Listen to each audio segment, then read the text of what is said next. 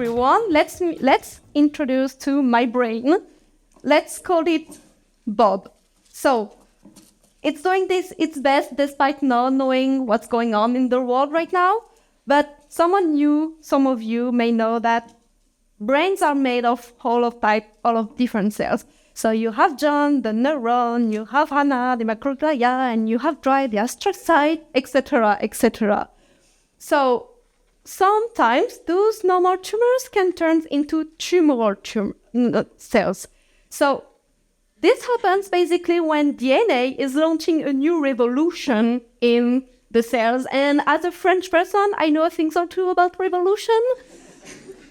So when those tumor cells hit microglia, this can evolve into what we call glioblastoma, which is one of the most deadly and one of the most aggressive type of brain cancer that we know today.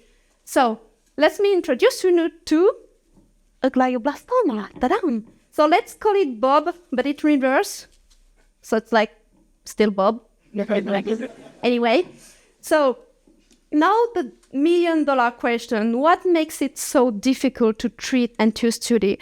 When the main factor may be its heterogeneity. So if you take two different people with the same with glioblastoma, this can be two different tumors.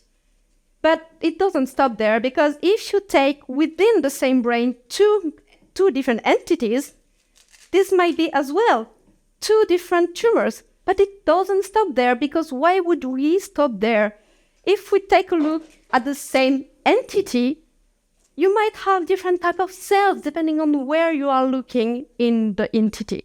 So heterogeneity comes with three main axes. The first axis is genetic. So when you are studying glioblastoma, you are mainly talking about three types of different cells, which are classical, mesenchymal, and proneural cells. But you also have a very high morphologic heterogeneity. So some of the cells may look very normal and some of them may look crazy. And last of all, you may have morphological differences. So this is like different type of nutrients. So this is like trying to end alcoholism in France when you are just removing the red wine. It doesn't work. So now you may understand a bit better why it's so difficult to study this kind of very heterogeneous tumors. So of course, the answer is very far away. Solution is never perfect. But with enough time and with enough research, we may find a way to make Bob disappear once and for all. Thank you for your attention.